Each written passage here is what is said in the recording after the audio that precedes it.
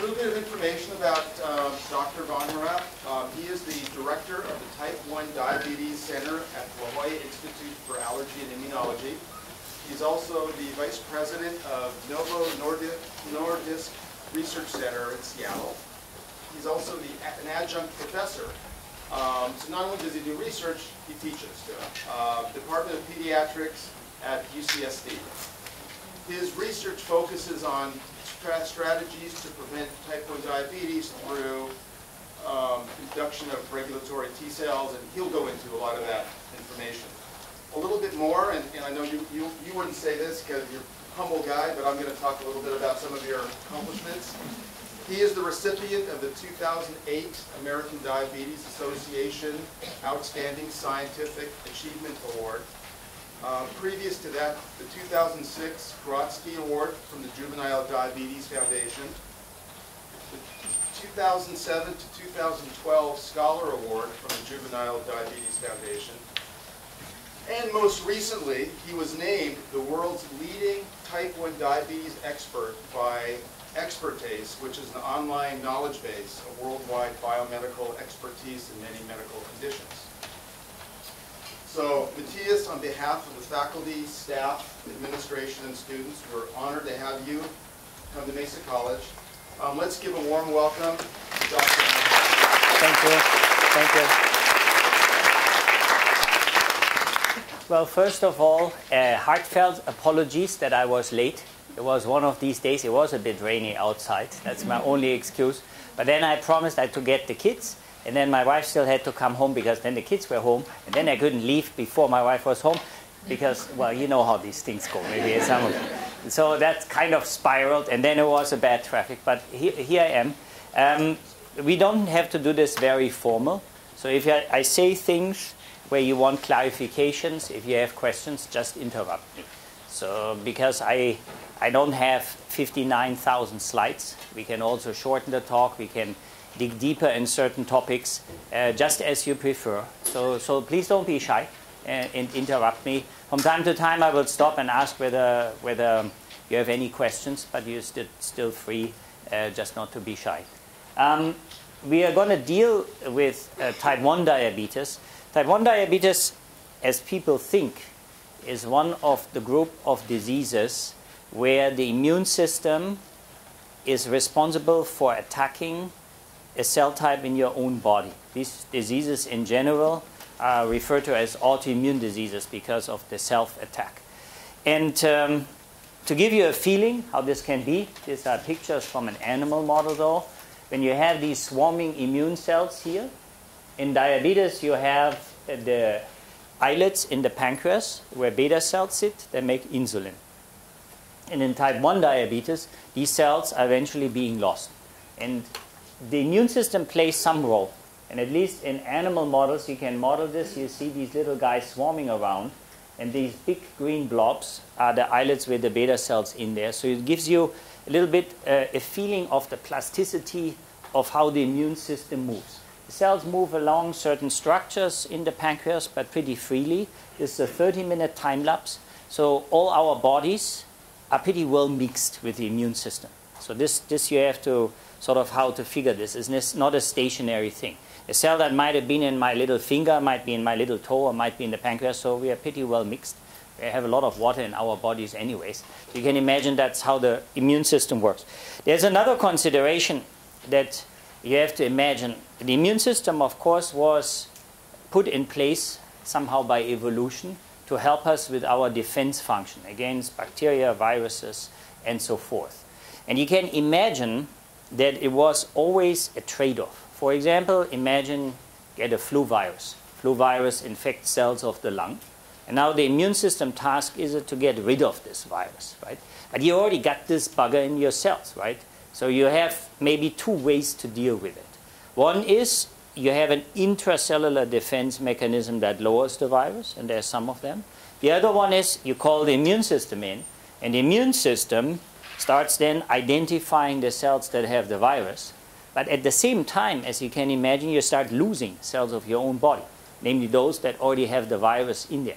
So it's always this trade-off. So when you talk about self-reactivity or these autoimmune diseases, you can't really talk about this in a sense without taking viruses also into account, because you have to imagine that destruction of our own cells when we have inflammation, when we have an immune reaction, actually occurs pretty normally, because that's sort of the collateral damage. And when you think about this further, the immune system has actually been built pretty smartly.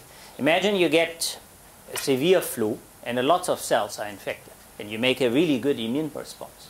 You can imagine then things go downhill, right? Because you have all these immune cells attacking all the cells that have the flu virus, and then all hell breaks loose, because you get a huge inflammation in the lung, and you destroy too much of your own tissue trying to get rid of the virus.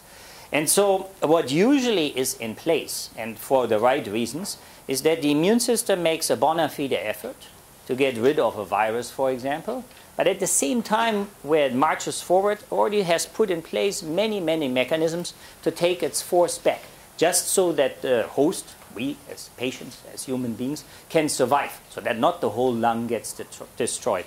And it's a fine balance. For example, for certain viruses, as you might know, herpes viruses, they stay with us. You get infected with the roseola virus early in life, it's a little bit of a rush, but herpes virus stays with us for life. Herpes virus 1 hides in neurons, stays with us for life. And already when you think about, for example, herpes virus 1, and you understand that it grows in neurons, you can imagine that the immune system doesn't have a good business to get rid of all the neurons. Because if you get rid of all the neurons, you're going to have a much bigger problem than maybe a persisting herpes virus. So it's always this detente, this negotiation between the survival of your body, not wanting to have an invading virus, but also then protecting your own body. And the other thing that can happen, and it's somewhat relevant because the pancreas sits as a gland that makes digestive enzymes, and nobody understands really why these insulin, essential hormone-producing islets, ended up in a digestive gland, but that's where they are. Kind of usually protected, but they sit in the middle of it. This pancreas is close to the gut, right? And in the gut, you have even a more complex negotiation, because we all need bacteria in the gut to digest our food. And so the barrier function in the gut, where also the immune system is involved, is another form of negotiation, of sort of keeping the bacteria there to digest our food, but not making sure that the bacteria don't go in our bloodstream. And you can imagine, in the lung in particular, in the gut, if you have a lot of inflammation, if you have an immune reaction, not only do you have as potential collateral damage destroying cells of your own body, you also have as a potential collateral damage that while you destroy cells of your body, you completely lose the barrier function of what is there to separate our inner blood organs from kind of semi-outside, at least our gut or the contents of our lungs. And once the barrier breaks down, this is not good news. This is what you can see, for example, when you look historically in severe flu infections, with the epidemic in 1980, it was a flu that induced some form of a very strong immune response, where especially those people with a strong response then lost their barrier function. And then you get pneumonia and bacterial infections. But it's really infection often also of bacteria that you already carry, but the barrier function is lost. And then they can start infecting your own body. So altogether, a tough negotiation. I say all this in the beginning because really about these diseases that are classified as autoimmune. So it's not only type 1 diabetes. You can have inflammation of your thyroid. You can have multiple sclerosis. All these diseases, lupus, rheumatoid arthritis, they fall into this autoimmune classification. But I say this in the beginning because the negotiation for the immune system, what's our own body and what is a virus and what is outside, is not an easy negotiation. And the negotiation, who should be eliminated because there's a virus there, which cell should be protected, is also not an easy negotiation. And when you factor all this in, it's actually pretty amazing that we have less accidents of this kind. But these accidents happen. What always surprises me, and where I'm going with this, is that for these diseases, we still have more questions than answers. Maybe fun for many of you because there's still a lot of research and work to be done. But what surprises me is why in some of the diseases like type 1 diabetes, specifically one cell is being attacked. It never ceases to amaze me how this can occur in our body. Actually, a disease where that also happens in a very selective way, also autoimmune thought in nature, is alopecia, where you either totally lose your hair or you lose segmented areas where you lose your hair. And it happens in the hair follicles. It's an inhibition, attack on the hair follicle, that the hair doesn't grow. Because the hair regenerates well, obviously, it's reversible. So if the attack subsides, then the hair can grow again. But we don't understand how it can be so specific that it's just in the hair follicle and in a segmented area altogether. These are questions at some point we have to answer. One hypothesis and theory that underlies all this, and also signified in this movie, many people, including ourselves, have worked on this, is that immune cells are very specific in the way they recognize things. Viruses, distinguishing them from our own body, distinguishing a cell that has a virus from a cell that doesn't have a virus, understanding what a bacterium is. They recognize this through receptors that can be very specific. Either the T cell receptor, certain innate immune receptors, these type of things. And we believe that these type of accidents happen, especially if they are selective, like in the hair follicle or in the pancreas for the beta cells, is an accident of recognition, that maybe the immune system recognizes something that it shouldn't have recognized, or something about the cell in your body changed.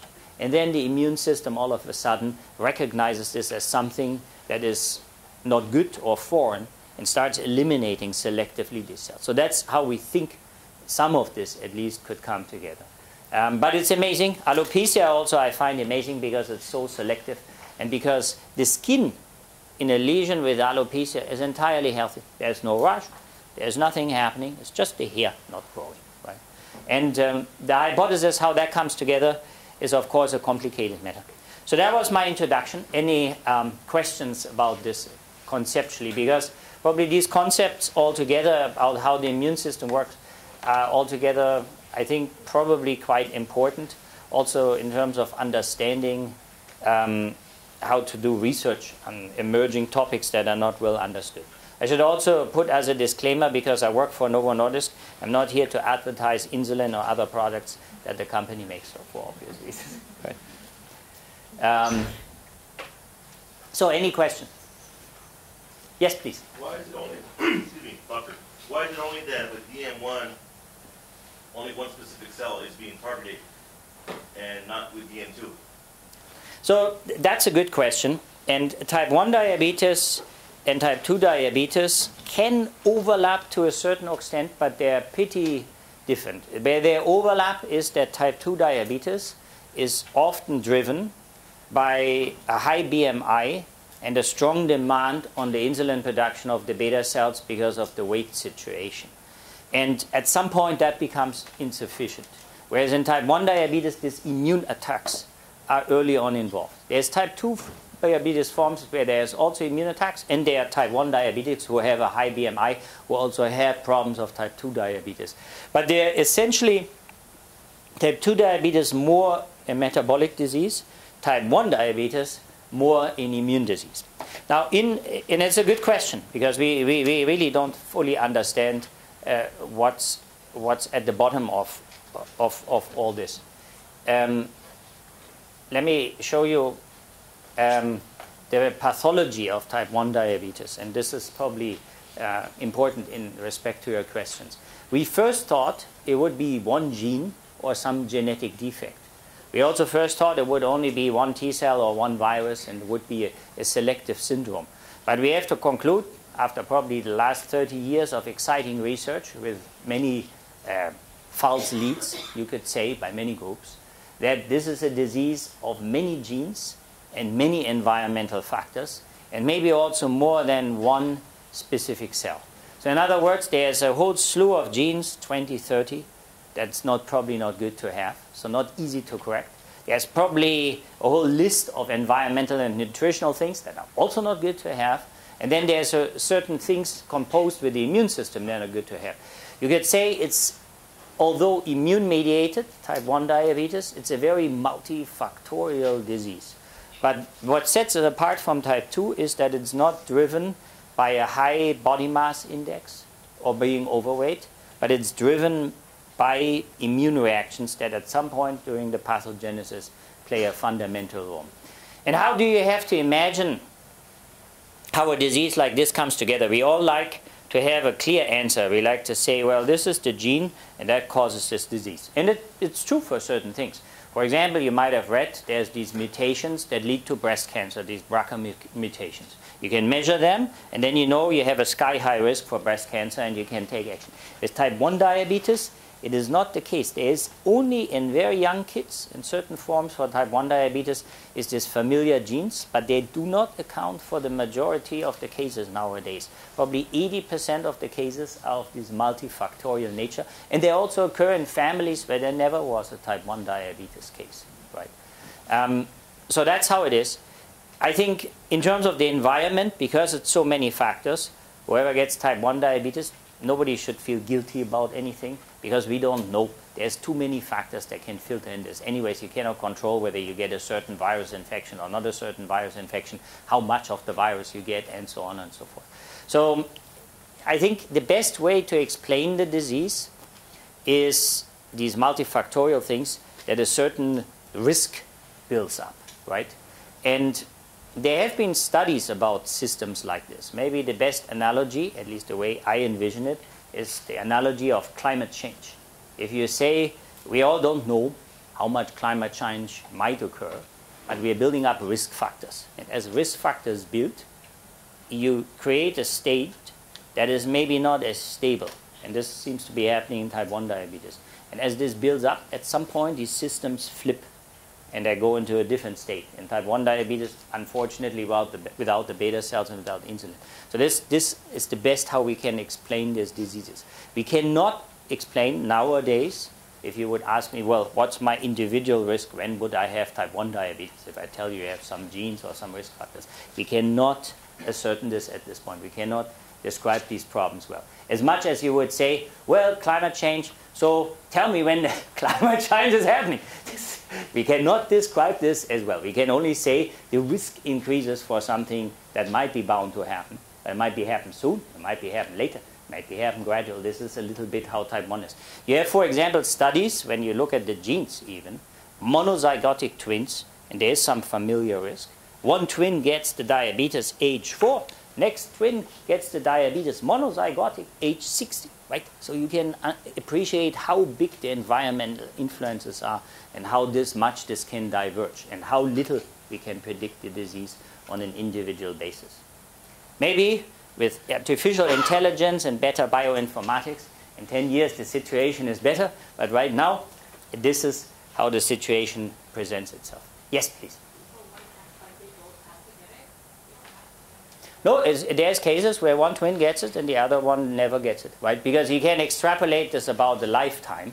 At some point, if the set point would be you get it with age 150, unlikely going to live as long as you would get it with age 150. What we know is that both twins have the preponderance to attack the beta cells, but the speed can vary so much that some individuals might get lucky enough and never destroy their beta cells, even with the risk genes that they have in their whole life. Right? Yes, please. Back on the environmental factors, are we talking about the internal environment, for example, pre-gestation diabetes with the mother who gets it while being pregnant, gives it to the child is born with it, or environmental factors being outside of the womb? That's also a good question. These would be outside factors. The situation with the mothers has been studied very well because people thought maybe in addition to maternal genes there could be antibodies, there could be other things crossing the placenta. Is not the case. It's actually, if anything, from a mother with type 1 diabetes, the children do not have, just because the mother has type 1 diabetes, this genetic trait that for sure they would get type 1 diabetes. That's in a way is good news. If we would only run with the genes, you would have like 100% prediction the child would get it, but that's not how that manifests itself. And the environmental factors, like I write there, there's probably many. You know, all making a little bit of a contribution. Everything from how much vitamin D you might be eating, or how many virus infections you had, and whether you were sitting in the sun, and whether you were born in the northern country, in the southern country, and whatever else. But there's so many that at some point you don't worry about it anymore because you cannot control all this, right? Because if you try to control all this, you're going to live in a niche about this small at the end of the day. So those would be external stimulants. Exactly. And on the loss of the pacemaker, you're talking about the heart's pacemaker. No, that's a good question. Maybe I should explain this. That I put in there because the islets make the insulin like pulses, and they almost work like a heart's pacemaker. They have actually pacemaker cells in a given islet. They send out these impulses, and then the whole rest of the crew gets on and makes these insulin pulses. And you could envision, this is only known since a short time, if you start destroying these pacemaker cells, that the whole rest of them go home and don't work anymore. We discussed this when we discussed therapies. Sorry, you had a question. You made a comparison earlier for a brief moment of type 1 diabetes and alopecia. Yes. Can you elaborate on that? Yes, I can elaborate on that. The comparison is actually in many levels.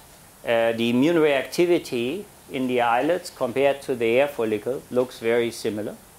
The genes are somewhat related. And in both cases, very selectively, one specific cell gets attacked. Here, the beta cells, in the other situation, cells in the growth of the hair follicle. And it's a very localized problem, where everything around them seems relatively normal. It's a very, very interesting situation. And maybe it's driven by specific cells, like T cells, who recognize one specific antigen or determinant. One's in the beta cells, one's in the hair follicle. That's how it could be. And I worry about it because this alopecia is something, I should say, that has always amazed me, because sometimes I get this on my beard, like a round thing like this. Right now I have one here, and I see this. One day it's there. It's nothing, there's no prodromal thing or not, just like a little round thing, no beard grown. And then after 3 months it's growing again. And it amazes me. And if this is happening in the pancreas, you worry about it. But this is just a side. Okay. Yes, sorry. If an adult, say in their 50s, were to get diagnosed with type 1 diabetes, and they have no history of diabetes in the family, is that because they had these genes and these risk factors and then it wasn't triggered for 50 years? Or is it something that you can have no inclination for diabetes and then in your 50s suddenly you get it? Yeah, this is a very, very good situation. Let's go to this slide here. That's how we envision how this works right now, and we talk about the issue of a trigger or not a trigger. See, when we studied this now about in the last 10 years with pancreatic organ donors, these are people who donate their organs and their pancreas doesn't qualify for transplant, maybe in some cases because they had type 1 diabetes, and then we study the human organs to better understand the disease. Because part of the issue has been that, as you can imagine, the human pancreas is not very accessible. So that's why we learn slowly about this disease. So now you ask, what happens really in terms of how the beta cells are lost? And when you look at this here, as far as we can tell in the human pancreas, is that there's this prodromal phase where people already make antibodies to beta cells. But the beta cells stay normal, insulin stays normal. And then this whole thing collapses within about 1 year. And in a person that gets it with age 4, it might collapse here. And the person you're referring to with age 50, it might only collapse here. And why this prodromal phase, where there might be recurrent attacks on beta cells in the pancreas, but the system re-equilibrates itself, why this can be so drastically different?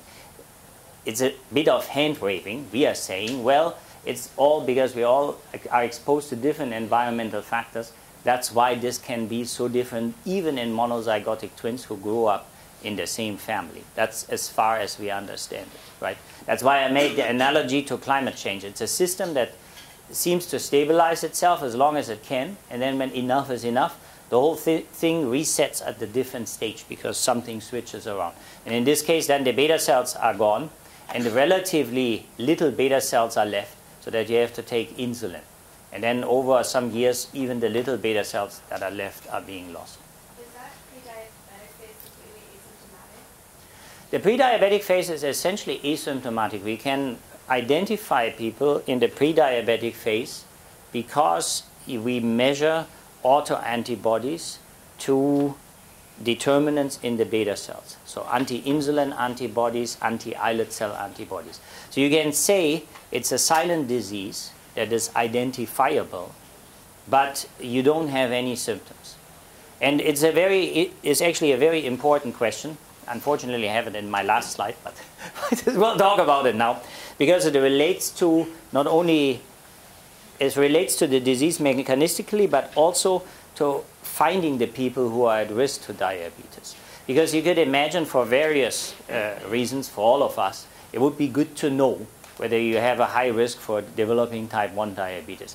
Because what happens during this time when you get diagnosed with the disease, and let's say it's misdiagnosed, or it's just missed. You drink a lot, you don't feel well, but it's not recognized. Then you can have a diabetic ketoacidosis, and this is an acute emergency, and many people die in this, right? So you can say there is a value of knowing you're at high risk, because you might not be hiking in the Sierras in a camping trip just when this about happens, if you know you're at risk, or you might be very aware.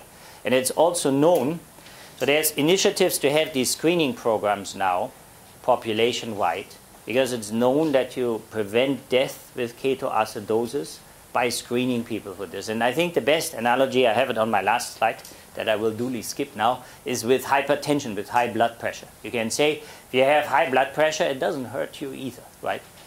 If it's very high, you're going to feel it. But if it's high, you're not going to feel that bad. But except for if you have it for 10, 20 years, you have a very high risk of cardiovascular disease and stroke. So that's why it is important to control the blood pressure. But per se, let's say if it's a bit high, it's 170 over 110, it's not going to be so high that you feel it's going to kill you. And it just gets screened and diagnosed in the doctor's office, and then something gets done about it. And I think diabetes type 1 will be at the end, for treatment and prevention will be handled like this, that we screen for patients in this phase here, find them, and try to prevent this cataclysmic event where also the immune system seems to be particularly involved into things.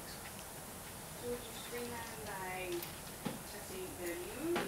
Yes, you would screen by, when I write pre-diabetic autoantibody positive, you would screen by measuring antibodies that recognize pieces of the beta cells or islets. And the more different of those you have, the higher the risk is that you develop the disease. Would And any of that show in blood sugar readings? no, the blood sugar readings show up very light when this whole system is collapsing, when you don't have enough insulin. In this prodromal phase, is very little. And that's also, it's a typical, for medical treatment, it's a typical chicken-egg syndrome. You can say, well, if this has some purpose, we should all screen for that. But it's difficult. It costs money. We cannot screen for everything, right? So before this goes into a general health screening situation, you have to be able to show a very clear benefit. The healthcare provider is going to say, well, we screen for this, and then you're going to do what, right? Are you going to prevent the diabetes? Then they will be interested, because they're going to say, well, the patients don't get diabetes, it's going to save a ton of money. There's a life quality increase for the patients. Then it saves money for the insurers. So then you have like a case where all of a sudden, everybody will pull on the same string. But right now, as we are still struggling defining a proper prevention of the disease, this is not so easy. And I wanted to talk anyways about therapy of the disease. You can imagine, because here, if you're at a stage like this, you're essentially 100% feeling healthy. So any prevention for type 1 diabetes, like with a blood pressure therapy, has to be something, ideally a pill, not like an injection IV every day. Nobody's going to run around to the hospital every day to get an IV injection.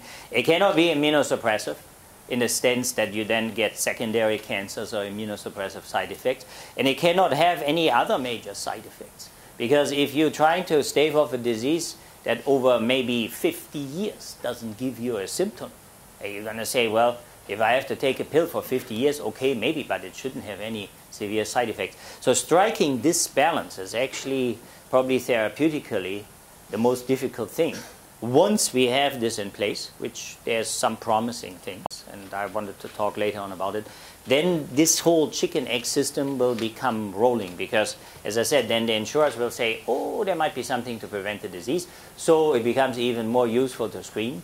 It will probably be stepwise. Maybe you only prevent the disease for 2 years, but that's 2 years without taking insulin. It's a tremendous benefit.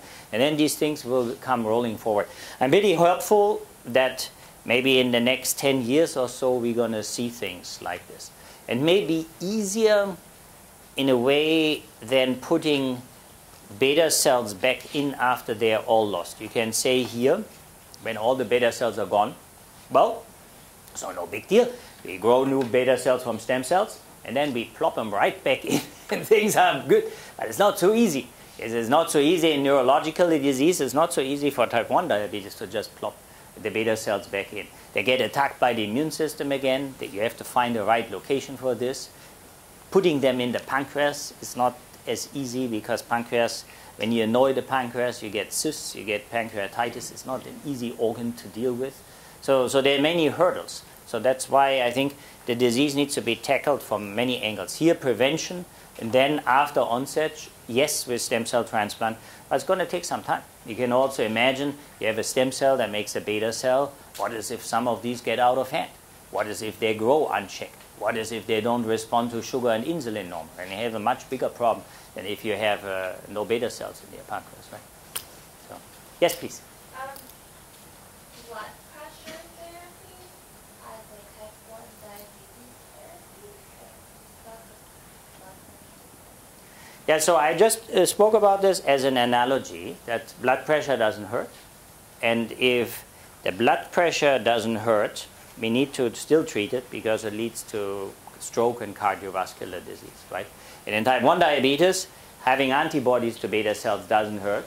But once you lose the beta cells, you have a big problem, right? So it's this preventive type of thinking if we have a good preventive therapy. But a preventive therapy needs to fit all the features.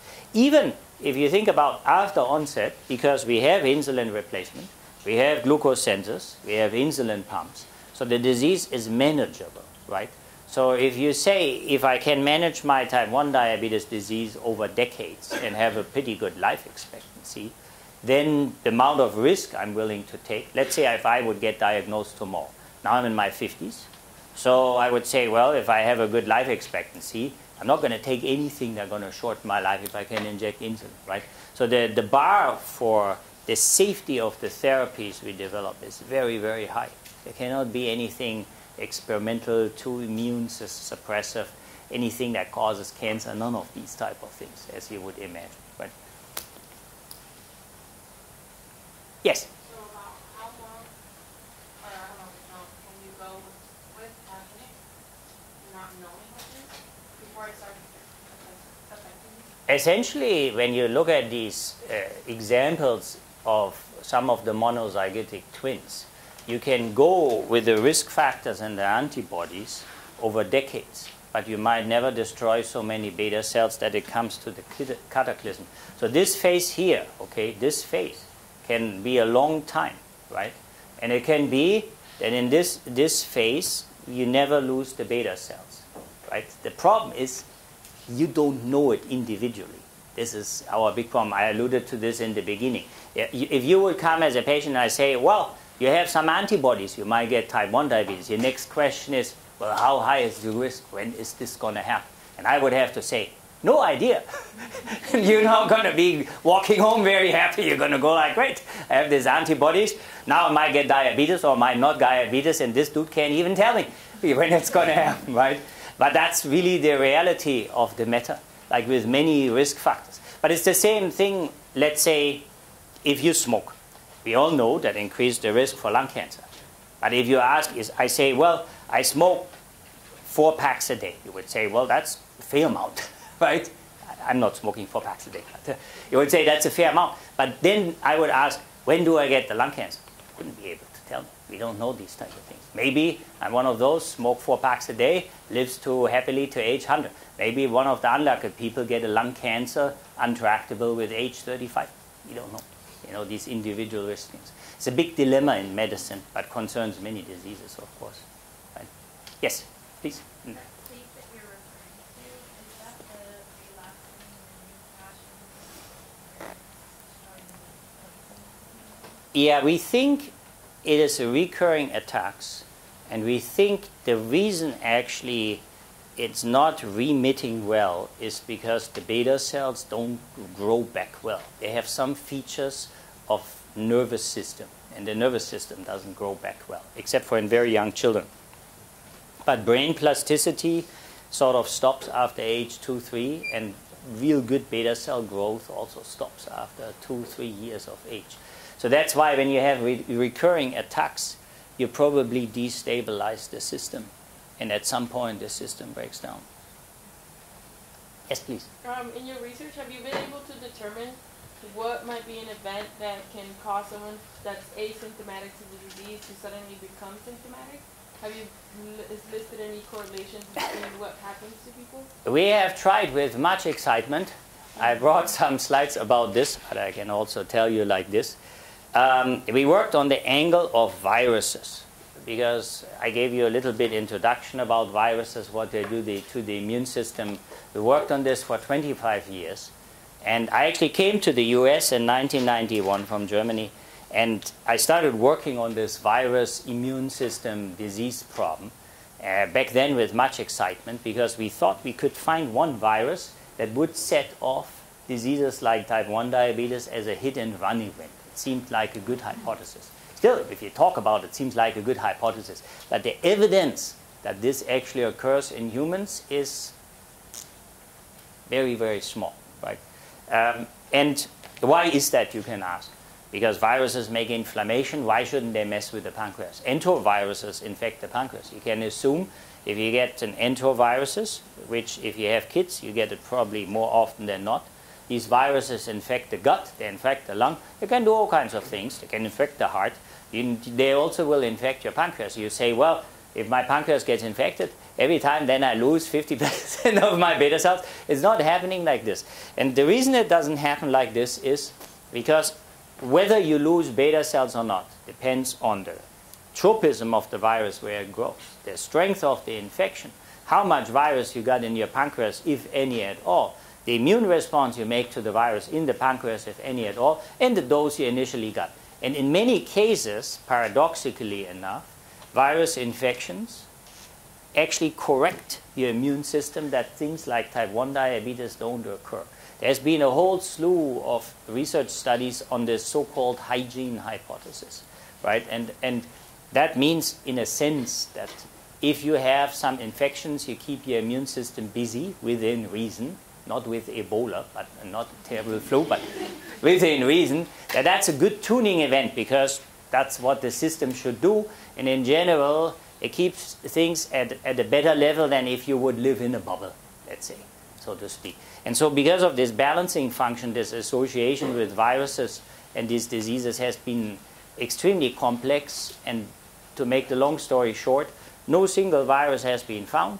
It seems to be that in general there's more infections found in type 1 diabetes pancreatitis, but various. Rotavirus, we found herpes virus 6, there's enteroviruses, but nothing is really causatively linked to the direct pathology of the islets being destroyed.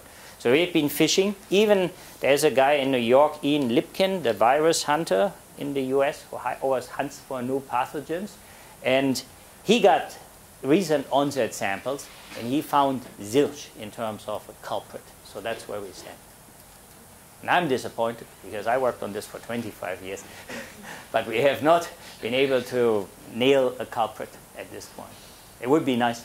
There's still studies going. There's a study in Oslo where they're trying to give antivirals to people with recent onset diabetes. And that's probably a good study, just to see whether there's any type of a general viral infection signal that is sort of occurring during this cataclysmic phase here, right? And there's cases, to be fair, I should say there is cases, isolated cases, of fulminant diabetes, where it's clear that a virus was involved, like enteroviruses. But it's the minute minority, maybe less than 1% of type 1 diabetes cases. It's not the common type of situation. Yes, please. how is type 1 diabetes modeled in animals? That's a good question. Insufficiently, but each model is a model, right? There's various models. There's some models like the one I showed you in the beginning, where you put one determinant on the beta cells, and you can show the immune system can attack the beta cells. And you can study very good the trafficking of the cells, how many cells it takes, whether they are more frequent in the blood and in the pancreas, these basic questions. Then there's the genetic determined animal models. These are strains of mice mostly that are prone to diabetes. Some of them share genes that are also found in children who are at high risk that determine immune reactivity. That's as good as it gets. It's not terrible. And I think animal models have their place. You can use them to look at synergism in combination therapies that we are developing. You can look at them biomarkers of progression. They have very useful things. I think they fall short, as you would expect. They're not humans, so they're model, right? And I think over the next decade, strategically, the way I think about it, a lot of the models will be replaced by organoid cultures. In the ideal sense, but this is music of the future, let's say you want to know how you respond to a virus or how susceptible your beta cells are. I take some of your cells out, I grow a little mini lymph node or a little mini islet, and then can be studied for use specifically in vitro as a little organoid. I think a lot of it is going there. We're not there yet, but it will make research more to the point, more individual, and more malleable. Because you get, for example, say, well, how is my lymph node? How will I react to a new virus and a pathogen? And it's an important question, right? Yes? If the disease is, well, first of all, I don't know a lot about diabetes, studied it, I have questions there, but in terms of how you put something in a dish, how would you possibly find what the problem is? Because if it's systemic, like, there's so many factors, would you have to grow a full human to see how that it would interact with the environment and all the other Yes, nervous systems? of course. And of course, an organoid system is another way of simplification. Like an animal model, right? And an animal model can tell you interesting things that have to do with dosing and systemic things. So I don't think organoids will replace animal models. Organoids are good because they can be something from your own body and yourself. You could study how you react in your own lymph node to a virus. But it will be limited. If you want to know what the virus does to your mucosa in the mouth, the lymph node obviously not going to answer this, right? So it depends, like with any model, on the type of questions you ask. When we build strategic cases for developing certain drugs in the pharma company, the way it goes is you should have some pathology. You should have something you target that's actually there in humans. You can do certain things, like I mentioned, in animal models for combination therapies. You can do some things in organoids to look at selective questions. And that's how you build your case of the likelihood that something might work at the end in humans. You still have to test it in a trial. Nothing is ever going to be the same. You still have to test it in a trial. But you can go many steps beforehand to make sure it's safe, to make sure you have a decent rationale, all the usual stuff that's done for drug development for these type of situations. Yes? Is there a correlation with DM1 and sleep apnea? Not directly. Sleep apnea is more related to type 2 diabetes and high weight and, yeah, these type of things. Yes, please. Question. Can lifestyle changes help with someone who's pre-diabetic? We think so. Certainly, if it's an overlapping situation with diabetes and obesity, that will help because it will reduce stress on beta cells if there is that situation. Other than that, it's complicated, right? It's probably good not to have too many sugary meals if you know you're in these type of pre-diabetic late stage phases, right? And hopefully you can push out the diagnosis a bit with these type of adjustments. And also I wanted to ask with alopecia. I have Hashimoto Yeah. disease, and Yeah. I do get that. How does that I just don't understand how that goes with this. You mean the alopecia? Yeah.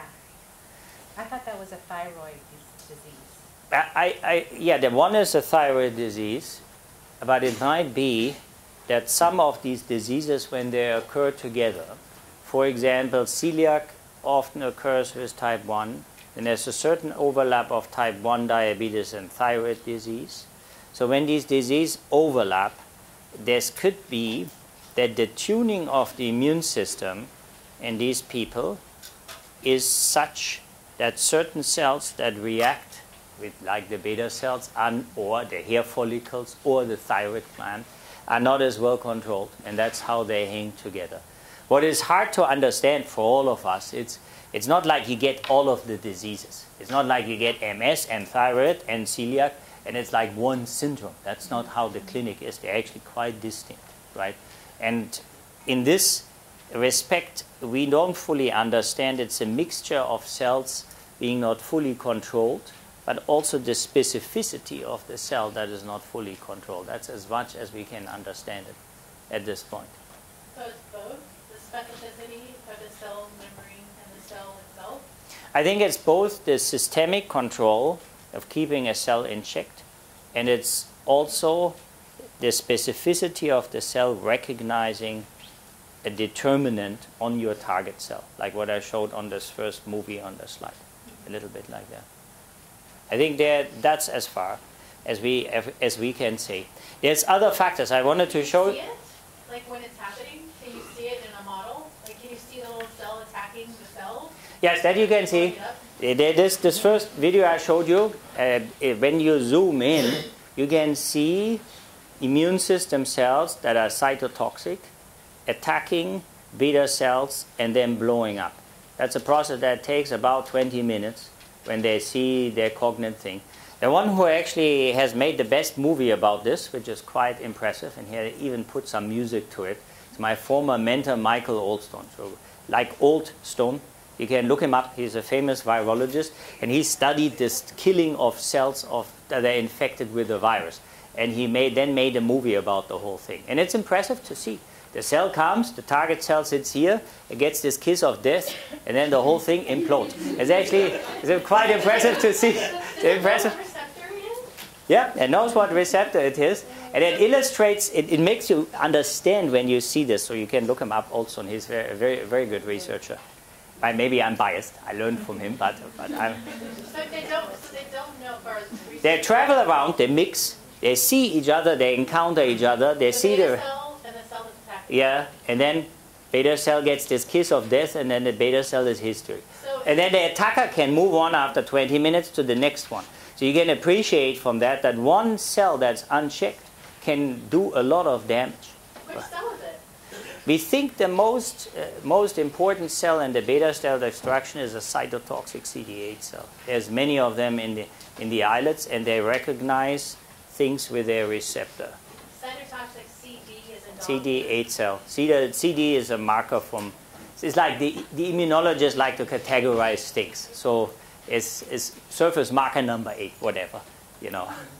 They go right now from CD1 to CD300, God knows what. So if they know that's what the problem, how come you can't step back to fix that problem from happening? Because if you lose all your CD8 cells, you're not going to control any herpes virus anymore. All hell going to break loose. It's a very difficult problem. So it's the immune problem, like you're saying. But you're asking a good question. You could say, how could it be, if you want to do it more specifically, to eliminate a cell that, for example, recognizes a piece of insulin, what we think, and we have proven what happens, right? So we know at this point that CD8 cells recognize pieces of insulin, and you can find them in the human pancreas. You can label them and see them as little dots, right? So you can ask, okay, if you know this, why can't you just selectively eliminate these cells? The reason is it is still very difficult in a human being to say, let's say you have a certain cell that recognizes a peanut allergy, okay? To just take this cell out of your body. This is not something easily done. We struggle with this, to do that selectively. Otherwise, there wouldn't be any allergies, for sure, and it would be also that you could tune the immune system in a very selective way, but we cannot do this at this point with this type of specificity. So, I was going to say, one of your earlier talks, I think it was on the TED Talk, there was that really great video where you have the islets and you can see how they're lit up, and then when the CD8 cells approach them, it's bright, and all of a sudden it just... yes. It just yes. So we know that that can happen, but from knowing that that can happen to prevent it from happening in a human being, it's still a big step, right? And to be fair, the therapies in allergy, when you talk about tolerance to peanut antigens, they seem to be easier to achieve than the therapies for these type of diseases to make a selective tolerance. It's not easy to achieve. It's complicated in type 1 diabetes. If we could do this, I always call this the holy grail. If we could eliminate cells that selectively attack this and leave the rest of the cells alone and just subtract them out of your body, we'd be golden, but we cannot do this. And it's for various reasons. The cells are made in the bone marrow, they get selected in the thymus, they get probably selected in other sites, and you always make new of these cells. So it would have to be some continuous form of getting rid of the cells that attack beta cells. Have advancements been made in finding a cure? Yes, I think if you ask me where will the biggest advances come from, we have made a therapy that we're going to bring in the clinic that does precisely this, that tolerizes to pro-insulin and makes also some immune regulation. We call it the DNA immunotherapy. We will see how that works in humans. It seems to be super safe so far, which is good, but we don't know how efficacious it will be. There's usually that devilish correlation, it's super safe, that doesn't do anything so great, so we have hopes that this might be working well. So there have been advances made. There's also another advance. I think we're going to tackle this combination therapy issue, that you combine different agents to spread the side effects that are palatable, but have more efficacy where it really matters. I think this we can handle. And then the last area that I alluded to that would be here, like after all the beta cells are lost, that's in stem cell therapy. I think stem cell therapy is exciting, but it's not without hurdles. People can make beta cells now from stem cells. They can also make neurons from stem cells. This is all good. Other cells, heart muscle cells, this is all good. But then from making the cells to replacing a whole organ or putting them in a human being, that's still a long road. What are the hurdles, you can ask? Because this of course, sounds very attractive. You lose the cell, you put the cell in, you grow them in a dish, and you have your own supply, so no big deal, right? So what can go wrong? One is these stem cells could grow into some form of a tumor. So there has to be some form of a safety that if I give you a bunch of stem cells, that I could suicide them back out with a suicide gene or something. So you don't grow some embryonal tumor, right? That is one hurdle. That means you have to modify the stem cells genetically. You could say, well, what about putting them in capsules? There's companies like here in San Diego, ViaCyte is doing that. The capsules with beta cells have been hard because the beta cells need so much oxygen. And if you put a too big capsule, it's good, they can never get out, but they also don't get oxygen, and then the insulin doesn't come out and the whole thing doesn't work anymore. So this is also not easy. And then in type 1 diabetes, you actually need a fair amount of beta cells for replacement. So if you put them in capsules, you're going to need a sheet right now about this size to put somewhere in your body that's filled with the beta cells. This is pretty big. So we need to get the size down. It is possible that you do islet transplant. Some of you might read about this. But they go in the portal vein and then get shot in the liver. So it's working. But there's two things about it. First of all, they just get shot in the liver and they embolize the liver. So that's really not where they usually should be. Second of all, the immune system still sees them. So it's an allo transplant, as you would call it, like if you get, let's say I get your kidney or you get my kidney, so you need immune suppression, right? And so with that, it's not a good equation for most patients. If I were going to get diagnosed tomorrow, I would not take an islet transplant because I wouldn't want immunosuppression. I just take insulin. You see, that's how the equation levels itself in. Yes, please. Could you repeat your mentor's name? Michael Oldstone is his name. Scripps Research Institute. And I find him impressive. He's one of these guys. He's now quite a bit older than me. He loves research so much. He's going to research on these things till he drops, and I find this kind of cool. So he's a very. He wrote also books on plagues and history. There's some interesting books about this. If you want to learn, he's a virus researcher, and he has done many interesting pieces of work. Yes. So for people that say they're one type of diabetic and now there's the other type, how are the two types related? They are mostly related through two axes. One is weight. If you have type 1, but you're overweight, you're going to get problems like the resistance to insulin and other issues like type 2. And that means here in this stage, even earlier, the beta cells are not enough because you need more production capacity. In type 2 diabetes, it's interesting. You have actually enough production capacity, and only in a fraction of type 2 diabetics, you start getting these antibodies here and get some immune reactivity evolved. In the field, a big issue is right now that people don't understand.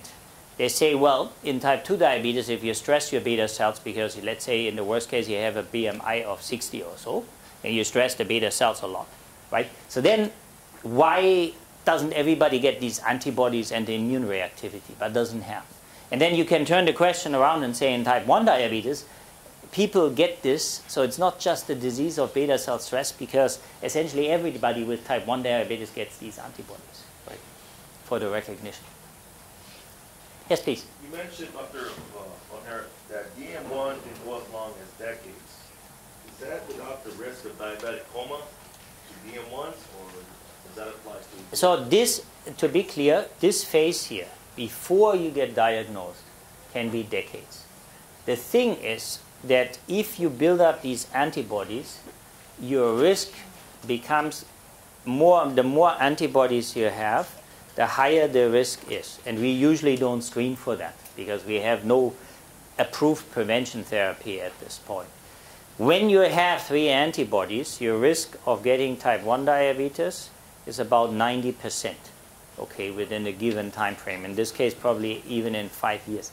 When that happens, if you get diabetes and you're not diagnosed and it's dragged out, this is when the risk for diabetic coma is high. That's why I said if you're hiking in the Sierras and you're already drinking a lot and you're peeing a lot and something is obviously wrong and you keep on hiking, or you're unfortunately on the sailing boat somewhere without medical care, this is when the risk for the coma is very high. If you get normally, let's say if I would get it tomorrow, I would know I have a risk, and then I have a high sugar and go to the hospital. The risk for diabetic coma, if you catch it right away, is much, much, much lower, right? Because you catch the disease right then and there and you can treat it with insulin. So that's how it goes. That's why there's benefits to doing generalized screening. There's some countries that do this better than we do, like the Scandinavian countries do more screening. Actually, in the state of Washington, up north, is initiatives to do more uniform screening. Once the screening is cheap enough and the technology is cheap enough to do it, I think more and more is going to come. It's like blood pressure measurement. If it would cost $3,000 every time you measure your blood pressure, nobody would measure their blood pressure very often, right?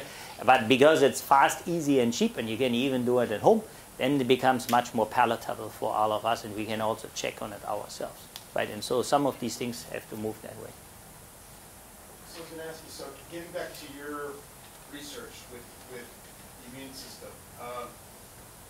since the idea of obviously we can't eliminate these autoreactive CD8 cells, is the strategy then to reprogram or to kind of re-educate them in a way so that they don't recognize the beta cells? Yeah, that's a very good question. So we have built over the last 9 years, out of probably testing several hundred different what you would call antigen-specific immune therapies. Everything from oral insulin to peptides you give peripherally to certain conjugates of peptides coupled with something and the adjuvant and things like that. We could make a long list, probably about 100.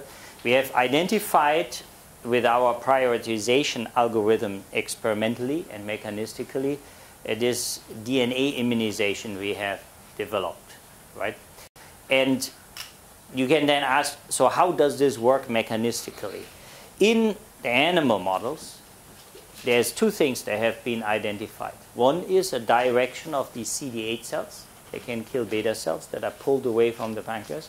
And one is a phenotypic and functional shifting of the cells to become more regulatory. And this is an important concept.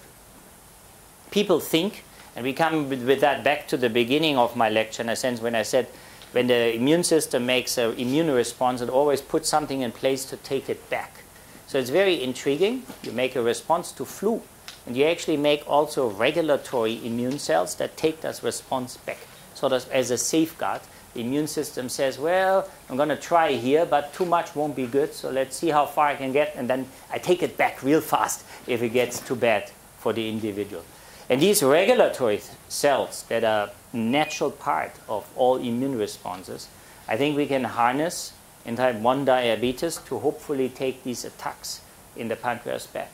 So that's how this immunization or vaccine we are trying to develop hopefully will work. Hopefully. There's still a lot of hopefully in there, right? It's not in phase 3 clinically. That would be nice. Yes, please. Is there anything that determines whether or not it skips generations? Because I'm a type 1 diabetic, and the last person in my family to have it was my great-grandfather. So it skipped 2 generations. I would think it's of course possible as a multifactorial disease that certain genes, then with certain environmental factors come together, but it illustrates what you tell me from your family history. It illustrates how often spurious it could be. Maybe at some point it skips 5 generations and it becomes almost, you would say, well, it's almost random, right?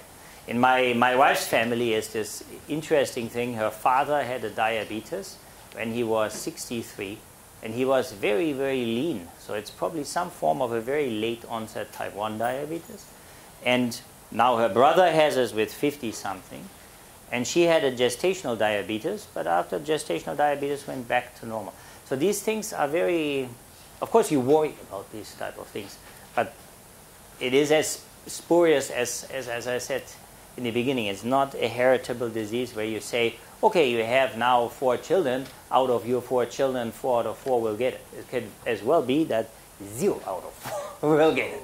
Your wife's family, they got diagnosed with type 1 in their 50s. They actually never got diagnosed with type 1. The way this works in this country, because nobody ever measures these antibodies. If you get diagnosed with diabetes in your 50s, you're diagnosed with type 2 and period. And then you can ask a doctor and say, well, but it might be type 1. And the doctor says, well, you got your insulin. What else would you need to manage the disease? Which is a good question, because once you get the insulin, you can manage the disease. So whether you measure the antibodies or not going to change. You're still going to take the insulin, right? So that's this whole argument about prevention and how you see the reluctance to do tests, rightly so, that are unnecessary, right? I mean, you could say, well, maybe you should do a pancreas MRI and see whether there's anything else going on. But that's like a $3,000 investigation, right? Maybe we would learn something, but it's a bit like this. At some point, we will have MRIs that are going to resolve at the single cell level, but not yet, where you can see in the pancreas which cells go in. But we are not, I think the magnet will probably have to have the size of these buildings at this point, if you want to have this resolution. So it's not entirely practical. You see that little machine and this whole thing goes where we go. Yeah, and all metal in the circle of like 2 miles is going to fly to this magnet. Now we are not quite there yet. But Yes, please. Is San Diego at a low enough latitude to have a lower incidence of type 1 diabetes compared to Nordic countries? You would think so. There is this effect, but it is a good question. And there is indeed this latitude effect, especially for multiple sclerosis, but also for type 1 diabetes. But it's not like it's gone, right? So these are all parts of these multifactorial effects that are of small implications, right? And they are so small, like if you would ask me, maybe there's a risk in the family, but that's minor. And maybe then when you have kids, of course, you're going to worry, will they have a type 1 diabetes or not, right? Would you move, let's say, further south to lower the risk? But there's so little, it's not manageable, and we don't understand why. People have said maybe it's the sunlight. So we would be doing fine with the sunlight down here, right? But then if people talk about viruses, why would the people in Sweden and Finland, where the incidence is higher in type 1, why should they get more viruses, right? It's very complex to understand. Taking back on the gentleman's question, he's being here in San Diego, what group is more prone to diabetics, to diabetes? As far as Latino Americans, Black Americans, White Americans, it's not discriminatory. I mean, but who's more prone to it here in our area? I don't know this for sure.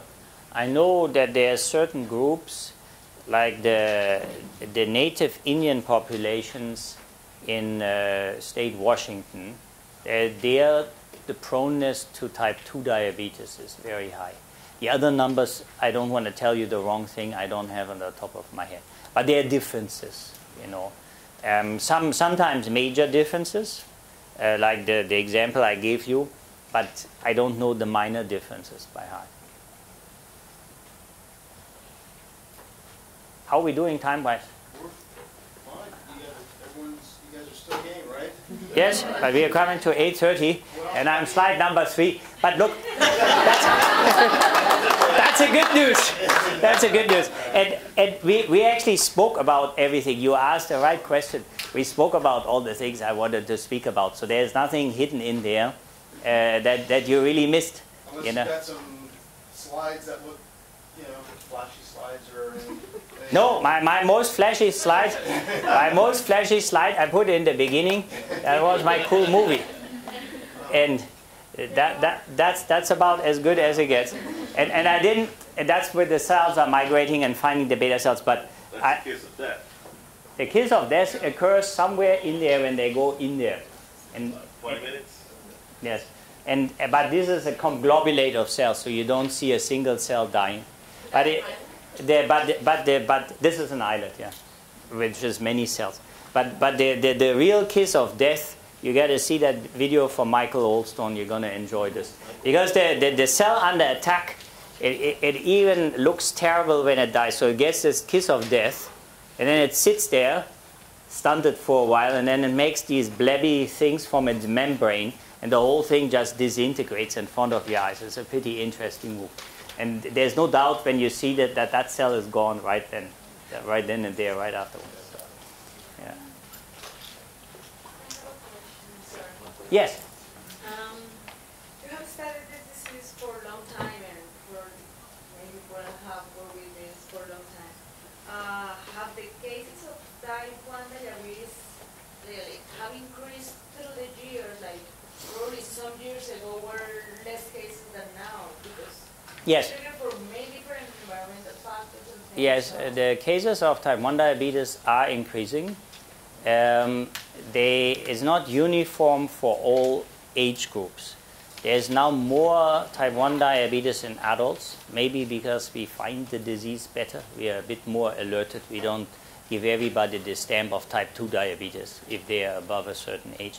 And because it's a more general realization that type 1 diabetes is not the disease of the young, and type 2 diabetes is a disease of the old.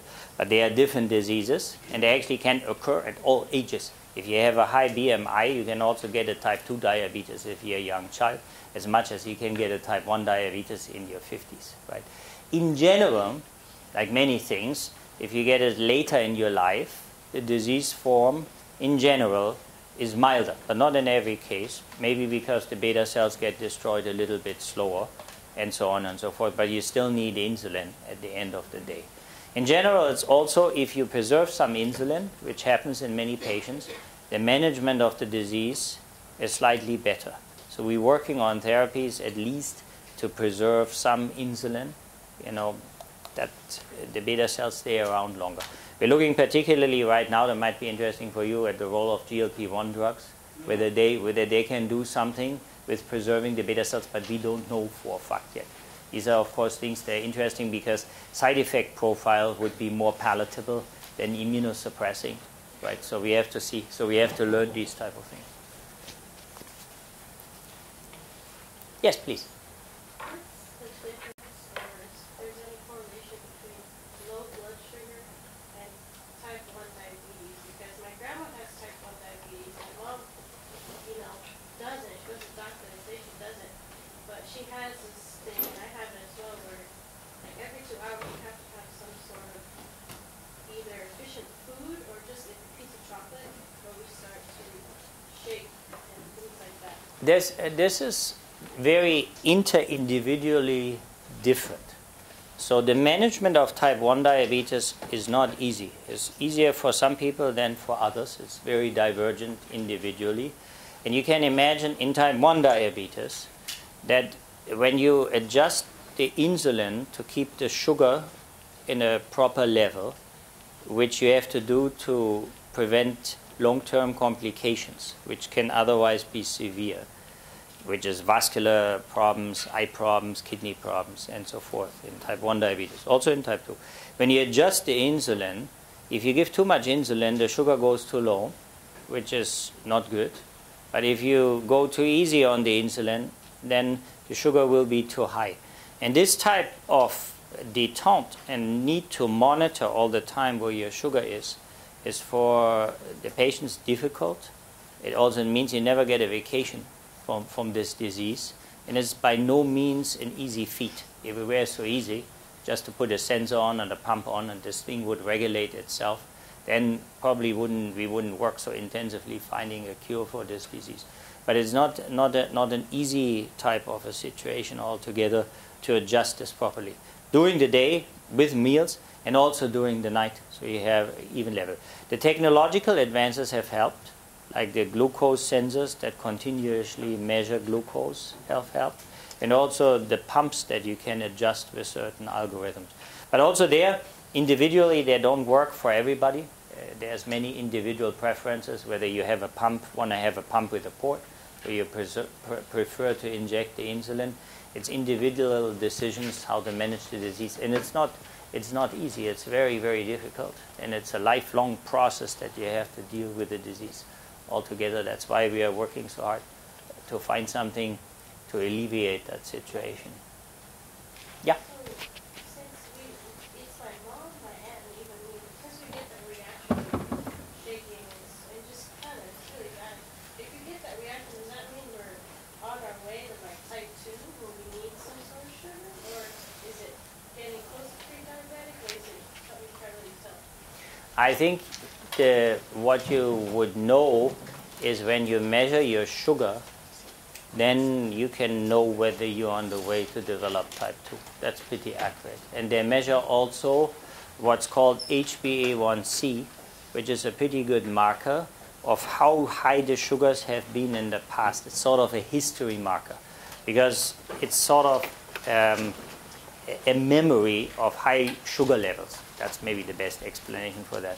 And if HbA1c is high, it means you had high sugars in the past. And if it goes over a certain threshold, your risk of having type 2 diabetes is very high. If you have type 1 and the HbA1c is high, it means the sugar levels are not optimally adjusted. So that's how it goes. Maybe take one last question. Yes.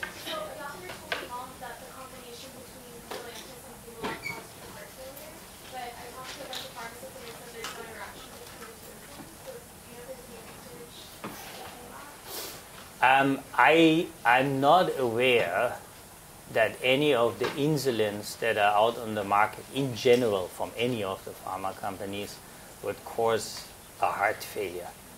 Because the trials for bringing these new insulins and the old insulins to the market, they're big. This is like tens and tens of thousands of people. And then there's a post-marketing experience that everybody monitors. And people would have seen a heart failure signal, I would think. I would think that would be very unlikely, the way I understand it. All right, thank you very Thanks much. for coming.